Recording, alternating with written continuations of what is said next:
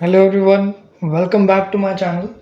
आज की वीडियो में हम शुरू कर रहे हैं हमारी जो पहले की वीडियो थी उसमें हमने किया था the nourish type 1 reaction of the saturated acyclic ketones. ठीक है, तो वो वीडियो में काफ़ी लेंथी हो गया था बट लेकिन उसमें काफ़ी सारे एग्जांपल्स किए थे। आज की वीडियो का हमारा मेन जो हेडिंग है that is nourish type 1 reaction of saturated cyclic ketones. मैंने कल एक होमवर्क दिया था, ठीक है।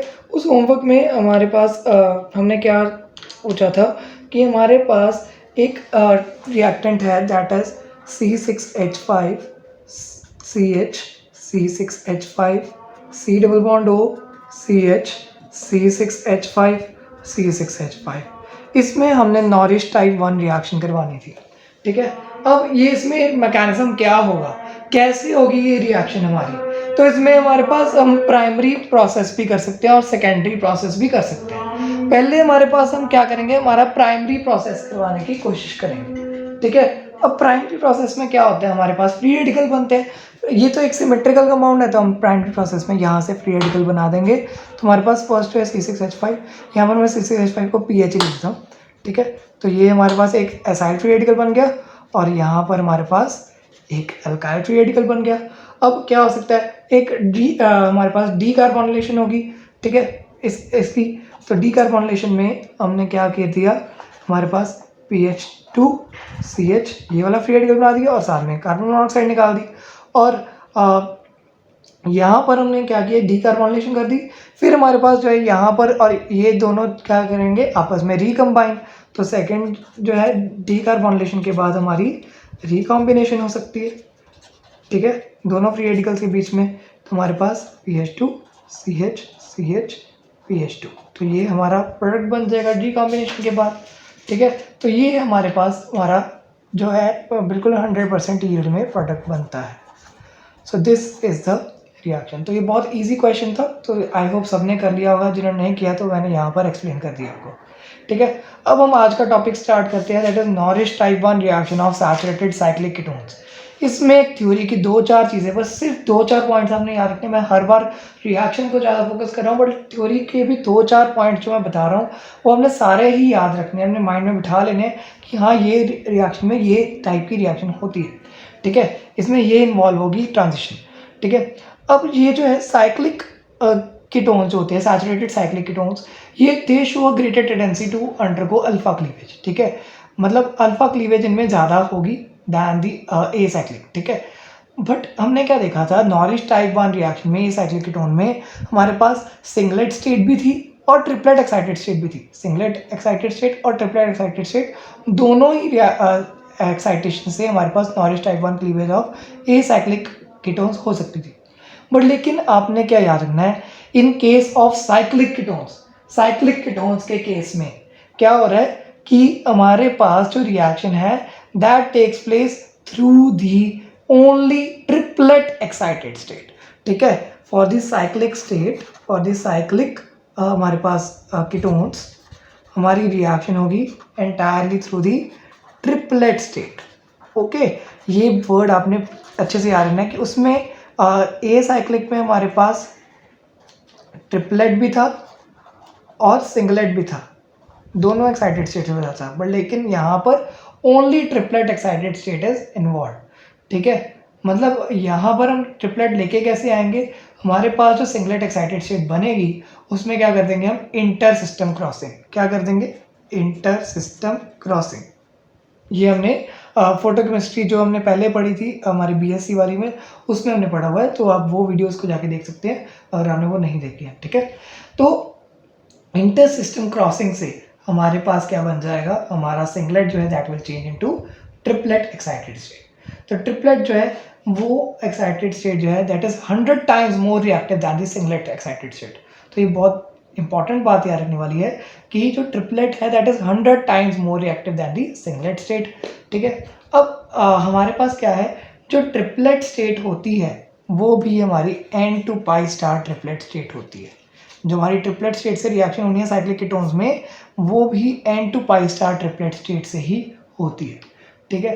अब ये हमारे पास साइक्लोपेंटेनॉन के केस में बताया गया था कि जो गैस है और सोल्यूशन फेज है दोनों ही कंडीशन में हमारे पास 4 पेंटिनल बना था, ठीक है।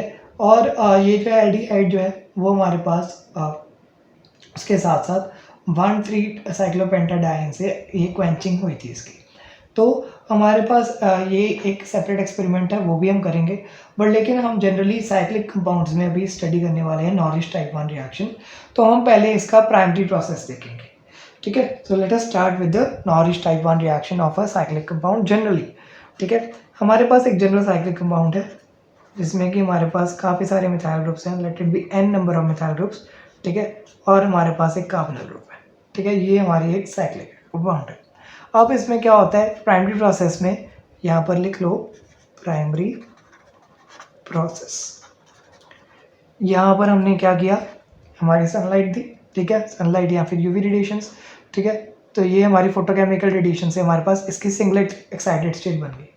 इसमें हमने क्या किया, इंटर सिस्टम क्रॉसिंग की। इंटर सिस्टम क्रॉसिंग से सिंगलेट किस में चेंज हो जाती है, राइट, ट्रिपलेट स्टेट में, ठीक है। अब ट्रिपलेट स्टेट में हमारे पास कैसे बनेगा, दैट इज CH2, ठीक है। ये CH2 के हमारे पास n नंबर ऑफ रेडिकल्स है, चाहे उसमें से एक और निकालिए CH2, ठीक है। एक और यहाँ पर जितने मर्जी n हो तो CH2 फ्री रेडिकल यहाँ पर बन गया। इसका एक मैंने n से एक और बाहर निकाल के ऐसे रख दिया, ठीक है। यहाँ पर एक रेडिकल बना और साथ में कार्बोनिल रेडिकल बना। तो यहाँ पर सिर्फ पहले वाला ही सेम तरीके का है। पहले वाली वीडियो अगर आपको समझ आ गई तो ये बहुत ईजी है, पर लेकिन यहाँ पर हमने सिर्फ यही देखना कि ये दोनों ही एक ही एल्काइल भी और एसाइल भी दोनों डाई रेडिकल्स बन रहे हैं एक ही कंपाउंड में। So this is acyl alkyl diradical. ये क्या बन गया, एसाइल एल्काइल डाई रेडिकल। ये हमारा हो गया प्राइमरी प्रोसेस। अब हमने करना है कौन सा, सेकेंडरी प्रोसेस। तो उसके लिए मुझे शीट चेंज करनी पड़ेगी, जस्ट वेट अ सेकेंड। अब देखो, जैसे हमने लास्ट वीडियो में पढ़ा था कि हमारे पास प्राइमरी प्रोसेस में हमारे पास मेनली क्या होती थी, पहले डीकार्बोनिलेशन होती थी, फिर एक intermolecular hydrogen abstraction by the acyl radical होता था, फिर एक intermolecular hydrogen abstraction by the alkyl radical होता था। तो हमने 3 टाइप्स के सेकेंडरी प्रोसेस पढ़े थे लास्ट वीडियो में, ठीक है। तो इसमें भी हम देखेंगे, पहले क्या होगी, डीकार्बोनिलेशन होगी। फर्स्ट जो सेकेंडरी प्रोसेस होगा दैट इज डीकार्बोनिलेशन, ठीक है। इसमें CO निकल जाएगा, CH2 रेडिकल, CH2N, ठीक है। तो इस तरीके से हमारे पास ये तो एल्काइल रेडिकल बनेगा ही बनेगा, ठीक है। यहाँ पर लिख लीजिए और साथ में CO बन जाएगी। अब ये जो है, ये एल्काइल रेडिकल 2 टाइप्स में आगे रिएक्शन परफॉर्म कर सकता है। या तो क्या होगा कि ये एल्काइल रेडिकल कंबाइन करेगा, G कम्बिनेशन हो जाएगी इनकी, तो क्या बन जाएगा, CH2, यहाँ पर ये जितने मर्जी CH2 को कंबाइन करा लीजिए, आपका एक साइक्लिक सिस्टम बन जाएगा। और यहाँ फिर हमारे पास इंटरमॉलिक्यूलर हाइड्रोजन एब्स्ट्रैक्शन होगी। अब यहाँ पर इंटरमॉलिक्यूलर तो होगी नहीं, 2 मॉलिक्यूल्स है, यानी सेम मॉलिक्यूल है, तो हमारे पास क्या होगी, इंट्रामॉलिक्यूलर। ये क्या है, रिकॉम्बिनेशन,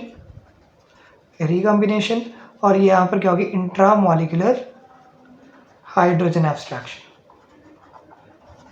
ठीक है।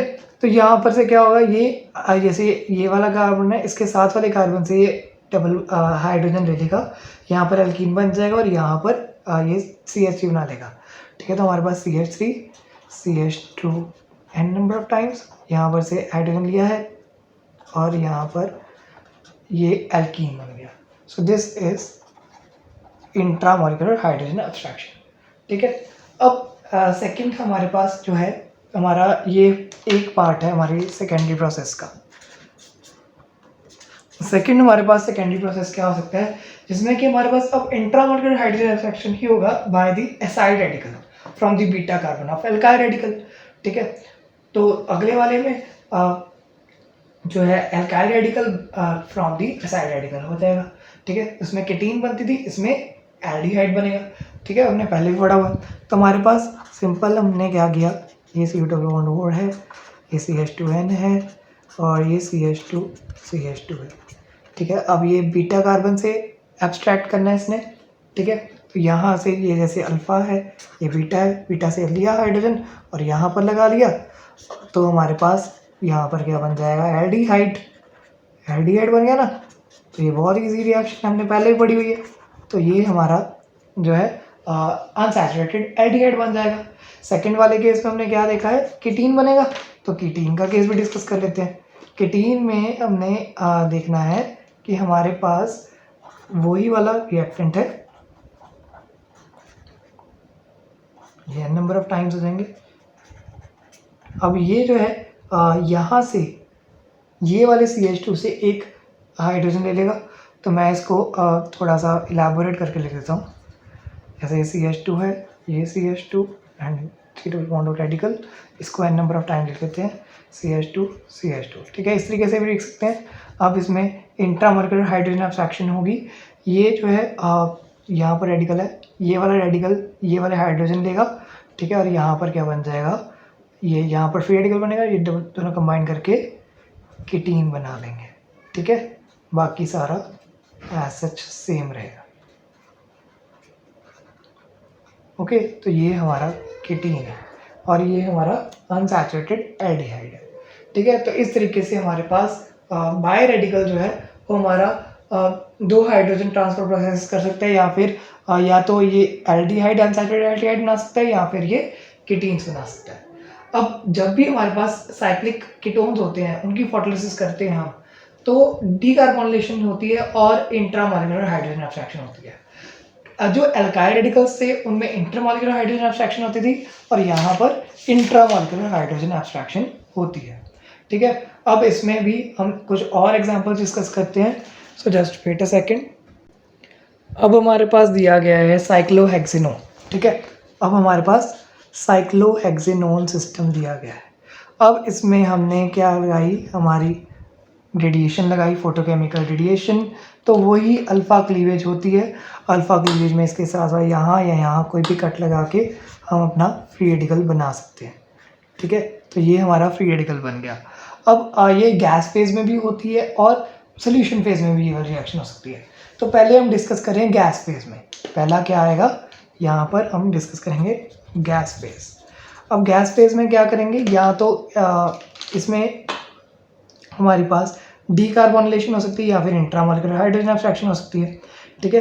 तो हम यहाँ पर एक डिस्कस कर रहे हैं हमारी डीकार्बोनिलेशन, ठीक है। डीकार्बोनिलेशन, इसमें क्या होता है कि हमारे पास ये जो है यहाँ पर फ्री रेडिकल बन जाएगा, यहाँ पर भी फ्री रेडिकल बन जाएगा और CO रिमूव हो जाएगा। ये वाला CO रिमूव हो जाता है, यहाँ पर फ्री रेडिकल बन जाता है, तो ये CO हो जाएगा। अब ये जो है रिकॉम्बिनेशन भी कर सकते हैं और इंट्रामोलिकुलर हाइड्रोजन एब्स्ट्रैक्शन भी कर सकता है, ठीक है। तो यहाँ पर या तो ये रिकम्बाइन कर लेंगे, ये प्रोडक्ट बन जाएगा। अगर इंट्रामोलिकुलर हाइड्रोजन एब्स्ट्रैक्शन करेंगे तो यहाँ से एक हाइड्रोजन रिलीज करके यहाँ पर जाएगा, यहाँ पर फ्री रेडिकल बनेगा और यहाँ पर डबल बॉन्ड बन जाएगा, ठीक है। तो हमारे पास ये प्रोडक्ट बन सकता है, ठीक है। अब सेकंड जो हमारा गैस फेज में हो सकता है, या इंट्रामोलिकुलर हाइड्रोजन एब्स्ट्रैक्शन डायरेक्टली कर लें, ठीक है। अब यहाँ पर क्या हो सकता है कि ये जो है यहाँ पर हाइड्रोजन था, ये हाइड्रोजन रिमूव हुआ, ये इसके पास चला जाए, एल्डिहाइड बना ले, ठीक है। यहाँ पर डबल बॉन्ड होता है, ये हाइड्रोजन आ गया, एक एल्डिहाइड बन गया, और यहाँ से हाइड्रोजन रिमूव हुआ था, एक रेडिकल बना, तो यहाँ पर क्या बन जाएगा, डबल बॉन्ड। तो ये बहुत इजीली ये वाली रिएक्शन हो सकती है। तो ये हमारा हो गया गैस फेज में। अब सॉल्यूशन फेज में क्या होता है, सेकंड है सॉल्यूशन फेज में यही रिएक्शन करनी है, तो क्या होगा। अब हमने स्टार्टिंग वाला हमारा रेडिकल फिर से बना लेते हैं, बाय रेडिकल हमारा दैट इज दिस, ठीक है। अब सॉल्यूशन फेज में आप ध्यान दीजिए, जो बाय रेडिकल होता है in solution phase that is not stabilised by decarbonylation, ठीक है। मेनली इसकी डीकार्बोनिलेशन जो होती है वो नहीं होगी, जिसमें कि ये बनाएगा, ठीक है। ये रिएक्शन नहीं होती है एक्चुअल में, ठीक है। तो यहाँ पर मेन बात यही होती है कि यहाँ तो इसमें कीटीन बन सकता है सॉल्यूशन फेज में, या फिर हमारे पास अनसैचुरेटेड एल्डिहाइड बन सकता है।